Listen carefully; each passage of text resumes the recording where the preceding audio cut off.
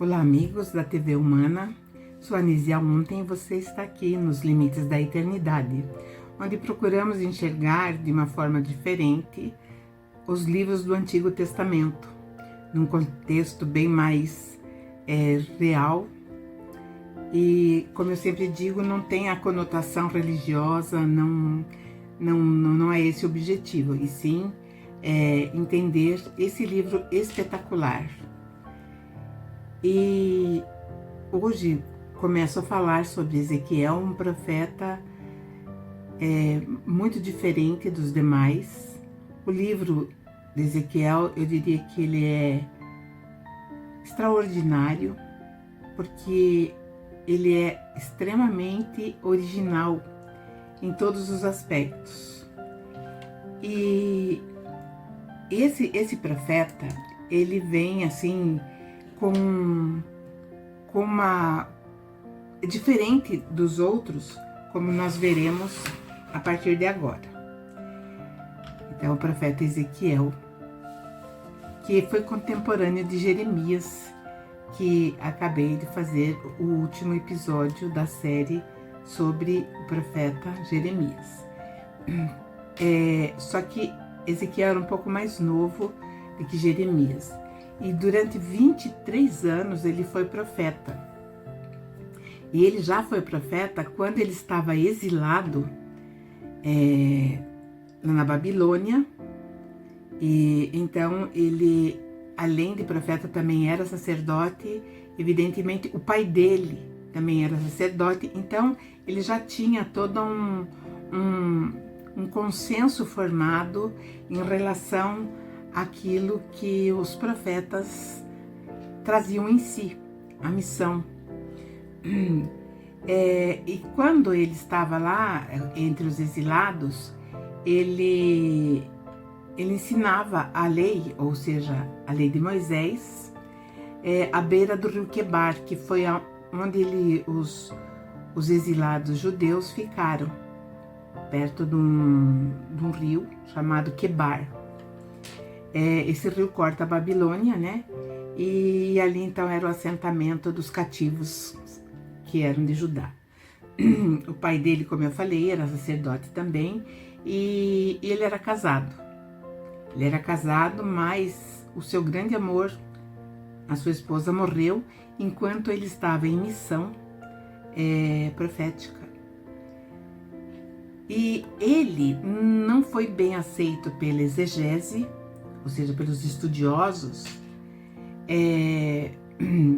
teologistas, porque ele foi considerado uma pessoa insensível e severa. E ele realmente era, vamos dizer assim, áspero, né? Ele era impessoal e indiferente a todos aqueles que o estavam ouvindo. Não importava, ele não ligava, ele não tinha a menor preocupação de ser julgado ou até, né, como aconteceu, levar a pecha de ser uma pessoa doente mental. Alguns diziam que ele sofria de catalepsia, isso por conta daquilo que ele vai dramatizar, e também de paranoia esquizofrênica.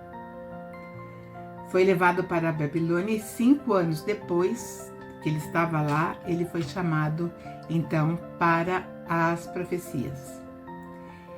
E o livro dele, o primeiro capítulo, foi muito impactante, mas ele tinha visões. Então ele era um profeta um pouco diferente dos demais, porque ele via as coisas.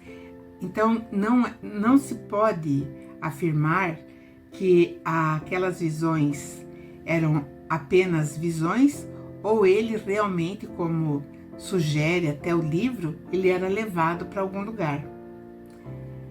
E essas visões que ele tinha, a impressão que dava era que eram visões psicodélicas e extraterrenas. E aí, dentro dessas visões, que eram povoadas de animais estranhos, objetos voadores, E em determinado momento ele vai escrever que ele era transportado, sim, dentro desse objeto, desse veículo que ele chama da glória do Senhor. E ele adotou uma imagem curiosa. Ele raspava a cabeça e a barba e saía da sua choupana através de um túnel que ele cavou, como se estivesse fugindo de alguém. Evidentemente que as pessoas que estavam ali olhando achavam aquilo muito diferente e estranho. Mas, na verdade, era uma técnica que ele tinha, porque as pessoas ficavam atônitas e começavam a prestar atenção naquilo que ele falava. O livro de Ezequiel é amargo, e também, talvez isso se deva ao fato da morte da esposa, enquanto ele estava fora cuidando dos interesses do assunto dos assuntos, né, do povo de Israel. E aí é importante a gente entender o contexto histórico. Já não existia mais o reino de Judá, já não existia mais o reino do norte, já estava tudo aniquilado, tudo tomado. E o que tinha que acontecer, segundo as profecias dos outros profetas anteriores, já tinha acontecido. Então, tudo aquilo que previu Isaías, tudo aquilo que previu, enfim, né, todos aqueles anteriores, o próprio Jeremias, então já tinha acontecido. A Babilônia já tinha tomado Jerusalém, já tinha saqueado o templo, não tinha mais nada. Tinha alguns remanescentes ainda em Israel, tanto no sul quanto no norte, mas era tudo foi sucateado, o solo, tudo que tinha lá não era escombros. Alguns fugiram para o Egito. E o capítulo 1, ele vem recheado assim de fatos que realmente suscitam a curiosidade. Então ele diz assim: olhei e vi uma tempestade que vinha do norte, uma nuvem imensa com relâmpagos e faíscas, e cercada por uma luz brilhante. O centro do fogo parecia um metal reluzente. Então isso ele estava vendo enquanto ele estava lá no rio Quebar. E no meio do fogo havia 4 vultos que pareciam seres viventes. Na aparência, eles tinham forma de homem, mas cada um deles tinha 4 rostos e 4 asas. Aí fica meio complicado a gente entender como uma pessoa poderia, né, ter 4 faces. E aí ele fala aqui, debaixo das asas, e suas pernas eram retas, seus pés eram como os de bezerro e reluziam como bronze polido. Então, se nós analisarmos um pouco e lembrarmos ou pesquisarmos a respeito, né, da Apolo, a gente vai perceber que era exatamente vamos dizer assim, a descrição, pelo menos foi onde eu me baseei, da Apolo, porque é uma coisa palpável, é uma coisa que realmente ainda tem até em museu guardado essa espaçonave que é a Apolo, qualquer uma delas. Então os pés, eles são de bronze mesmo, mas na verdade são material revestido com ouro, né, das naves. E ele diz que debaixo das asas desses seres, nos 4 lados, eles tinham mãos humanas e também tinham asas. Todos os desenhos dos povos antigos, eles são representados com asa, por talvez seja um aparelho que hoje, atualmente, está sendo usada essa tecnologia aqui no planeta, que é aquele aparelho de propulsão que põe nas costas e voa.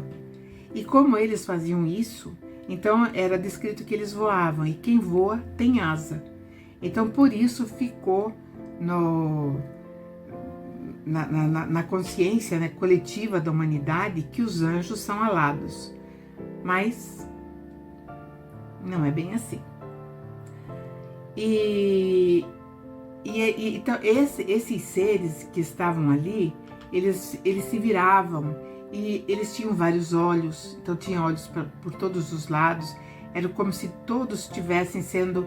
Então, hoje nós temos até enfeites, né, de lâmpadas que ficam se mexendo, que ficam dando a impressão de que elas vão passando de um ponto ao outro. Provavelmente ele tenha visto isso também. E o que ele falava é que esses seres, eles ficavam em cima de rodas, e essas rodas, elas iam para frente, para trás, para os lados, e isso é uma coisa bem interessante, porque hoje essa tecnologia está em alta também. E aí ele fala assim que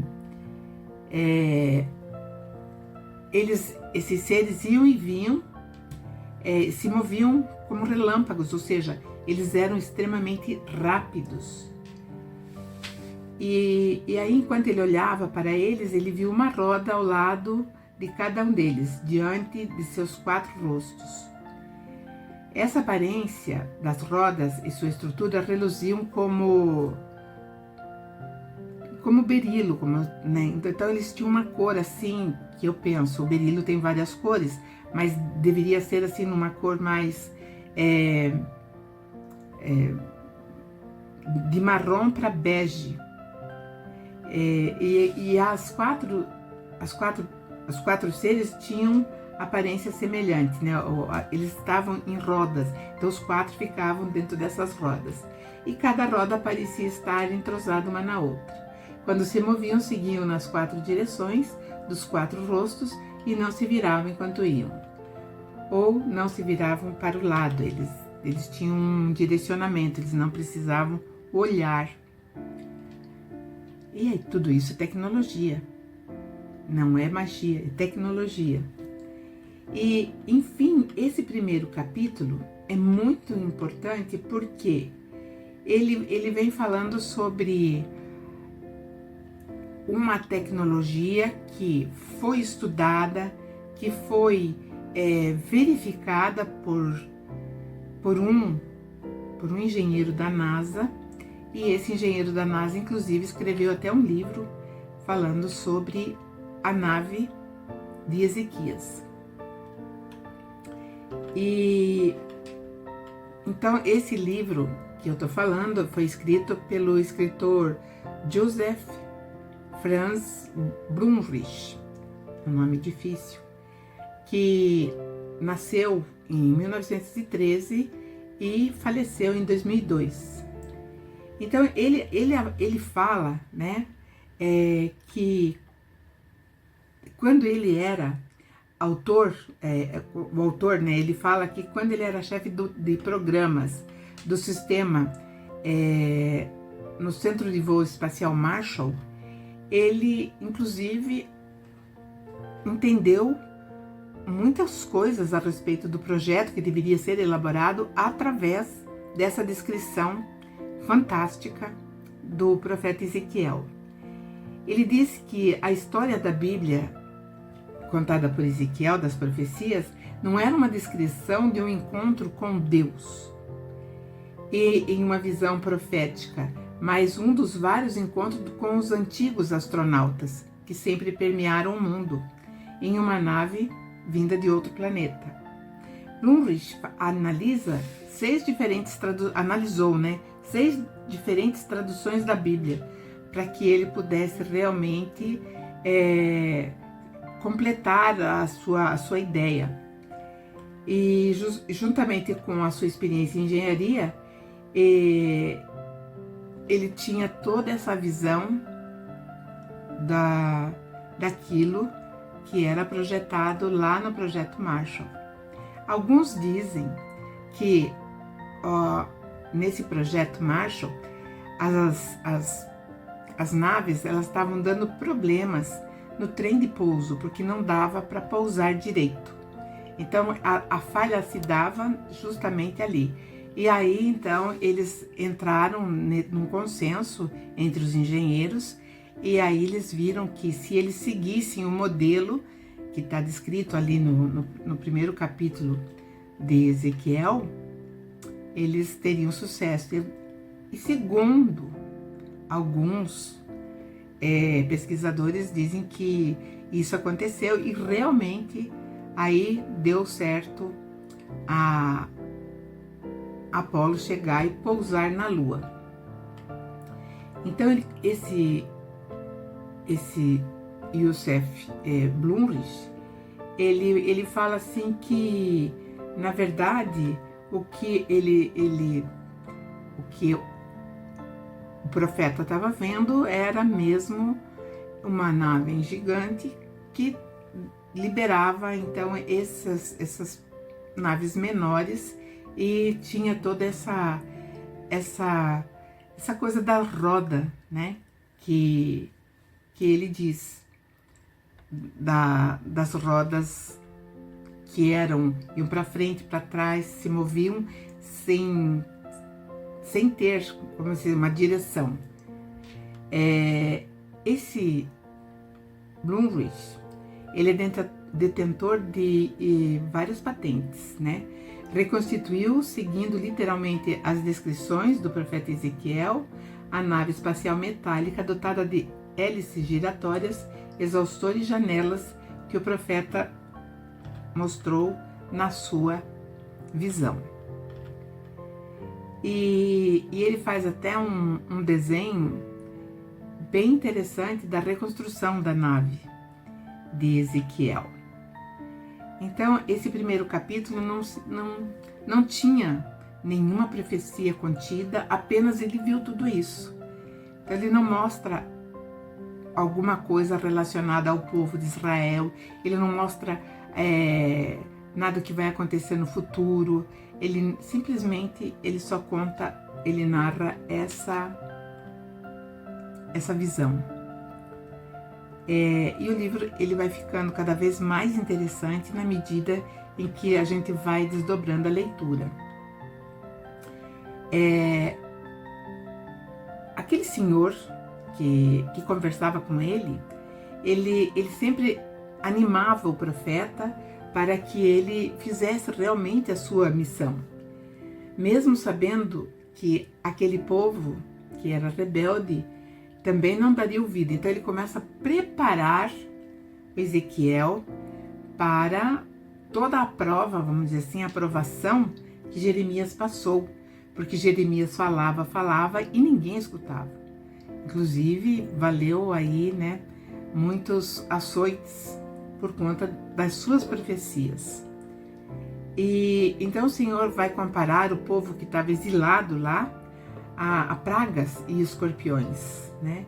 E mandou uma coisa bem interessante, mandou que ele pegasse um livro, um rolo, que era em rolo ainda, e comesse o livro, mas isso ele fazia na frente de todo mundo.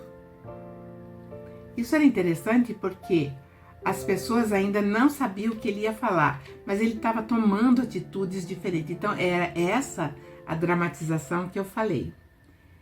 E aí, em determinada parte do livro, ele é realmente abduzido. E ele diz assim: de súbito fui levantado pelo Senhor, que dizia, né? Come esse livro. Daí ele comeu. Depois veio um ser que ele no livro ele fala de espírito, que é um espírito ou um mensageiro. Então ele diz que esse ser elevou ele para cima, né, lógico. E aí ele escutou uma estrondosa exclamação ou aclamação que vinha da glória do Senhor, que falava que a glória do Senhor seja louvada em sua habitação. É onde era aquele veículo. E aí ele ouve o som de asas dos seres viventes roçando umas nas outras, e atrás dele o som das rodas, um forte estrondo. E aí, então, ele fala que esse ser, esse mensageiro, tirou ele do Quebar, lá daquela região que ele estava, e, e colocou dentro desse veículo. E lá ele ficou. Ele não registra o que aconteceu lá dentro. Mas, em determinado momento, chegado uma determinada hora, ele foi tirado de lá, e aí ele sente toda a amargura, ele fica muito, até com raiva, com ira, né? Mas ele sentiu a forte mão do Senhor sobre ele. E aí ele foi aos exilados que moravam em Tel Abib, que era ali no rio Quebar, e ficou 7 dias entre eles. Mas depois dessa experiência, ele ficou atônito ou catatônito, porque era uma coisa que ele não conseguia entender o que tinha acontecido com ele. E aí, então, ele começa a receber as orientações do que ele deveria fazer enquanto profeta. Então, ele tinha que passar para o povo tudo aquilo que o Espírito, ou seja, aquele ser, falasse para ele. Então, ele não chamava de Senhor, ele chamava de Espírito. E mesmo que não quisessem ouvir, então, aqueles que estavam com ouvidos selados para as profecias iam ter que começar a ouvir. E que ele, Ezequiel, seria cobrado se alguém que fosse, né, admoestado, alegasse que não tinha ficado sabendo, não teve conhecimento. Então ele tinha que passar isso a todos indistintamente. E aí então novamente vem a mão do Senhor, que era como se fosse a mão que, né, sugava ele, e disse para ele: levante-se e vá para a planície, e lá falarei com você. Novamente ele chega na planície com a glória do Senhor. E era a mesma glória, segundo ele, que veio a primeira vez lá junto, né, quando ele estava ali nas margens do rio Quebar. Então, quando ele viu aquilo, né, novamente ele se prostra com o rosto em terra, porque era uma referência maior. Aí ele diz assim que a ordem que ele recebeu era que ele fosse para casa e lá ele se trancasse. E esse ser, ou esse mensageiro que falava com Ezequiel, não tratava ele pelo nome, como Jeremias era tratado. Ele tratava só filho do homem. Então ele diz: vá para casa e tranque-se. Aí ele fala: porque você, filho do homem, será amarrado com cordas e você ficará preso e não conseguirá sair do meio do povo. Então alguém iria amarrá-lo bem no meio do povo. Farei sua língua pegar-se no céu da boca para que você fique calado e não possa repreendê-los, ou aqueles que estavam ali, né, sem entender o que estava acontecendo, então ele não ia poder falar, embora tudo isso estivesse acontecendo no meio de um povo rebelde. Mas quando eu falar com você, eu vou abrir a sua boca e você vai dizer assim: assim diz o soberano Senhor, quem quiser ouvir, ouça, e quem não quiser, não ouça, porque vocês são rebeldes. E aí nisso parece que essa foi a primeira manifestação profética que Ezequiel teve, porque aí parou, né? Mas depois dessa, que cessou, né, essa fala que ele falou para o povo, chamando-os de rebelde, então ele calou-se, não ouviu mais nada, não viu mais nada, ficou tudo. Agora imaginemos a situação daquele homem, nos questionamentos, né, do povo, falando: o que aconteceu? Então eles ficaram achando que ele era bem diferente, ele era uma pessoa complicado, então era melhor não trocar muitas palavras com ele. Mas então a profecia cessou aí, mas seria o começo de um duro jogo lúdico, onde o tabuleiro seria o próprio Ezequiel.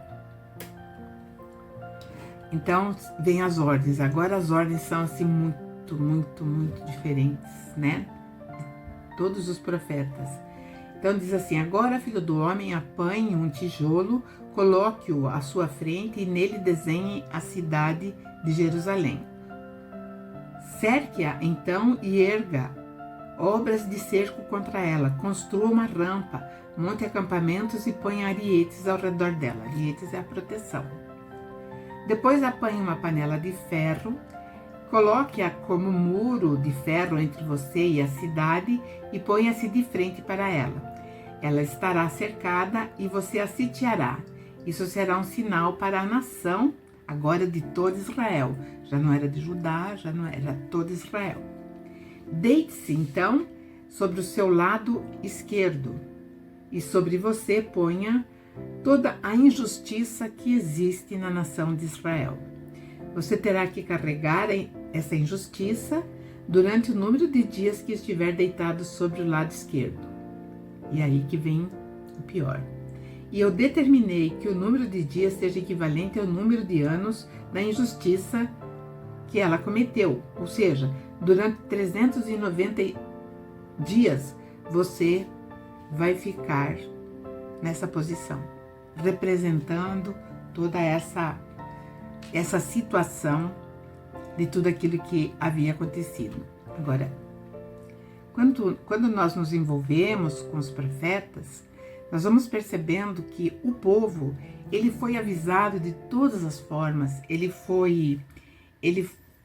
assim, de todos os métodos, o povo foi avisado para que não ficasse para o lado do adversário, daquele que é o Senhor de Israel, que por outro lado também é o governante do nosso mundo. É ele que rege o nosso mundo e é responsável também por cada um daqueles que habitam aqui, em todos os tempos. Nos primeiros episódios, ainda na temporada 1, eu estava falando a respeito dos colonizadores que vieram, colonizaram a Terra e nos deram um avanço, né? Vamos dizer assim, nos ajudaram a evoluir, sabiam que nós tínhamos uma ótima cognição, só que nós estávamos muito assim, quando eu digo nós, eu estou falando do habitante terrestre. E eles viram então que se fizessem a fusão genética, então talvez o resultado desse muito certo, e o resultado deu muito certo. E o nativo da Terra, ele ficou extremamente ligeiro e esperto. Só que esses que eram, vamos dizer, o protótipo daquilo que deveria acontecer em todo o globo terrestre, em determinado momento, eles começaram a se degenerar, porque como protótipo, eles seriam o modelo ideal que seria copiado em todas as partes do mundo. Então estava tudo muito bem programado, só que alguma coisa aconteceu no caminho. E aí o homem, ele começa a se desviar e somente uma família, olha só como a coisa ficou complicada. Uma família muito perto desse clã, que era o clã de Enlil, eles mantinham a fidelidade a esse Deus, não foram cooptados pelo outro. Então, quando na família de Terá, que aí a gente vai entrar lá no Antigo Testamento, no primeiro livro da Gênese, E então essa família de Terá, que era príncipes, sacerdotes, então eles tinham essa fidelidade. E aí Terá foi avisado que através do seu núcleo familiar, então é que seria ali, sairia um povo, vamos dizer assim, especializado, como era para ser. E assim acontece. Só que daí, né, Abraão tem que sair dali com toda a sua família, o Terá também, só que ele não consegue, ele falece antes, outro filho também falece depois. E Abraão, que vai se tornar o primeiro patriarca, ele começa a trabalhar ostensivamente como, vamos dizer assim, um grande general para restabelecer coisas gravíssimas que estavam acontecendo, que era a tomada dos espaço-porto, né? Do espaço-porto, onde tinha a comunicação aqui da Terra e vinha os veículos. E então aconteceu que ele tinha que guardar essas, ou seja, estratégia de guerra.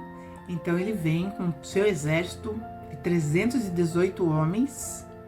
Evidentemente que esses 318 homens estavam armados até os dentes, porque eles conseguiam derrotar muitos e muitos e muitos exércitos, com um número muito maior de homens. Só que quem tinha as armas realmente para a guerra era Abraão. E assim ele fez, porque ali no Sinai, no deserto do Sinai, toda aquela área da região do Sinai, ali era uma região sagrada, porque ali eram guardadas armas nucleares que eles trouxeram de lá. E então era uma região sagrada que ninguém podia entrar.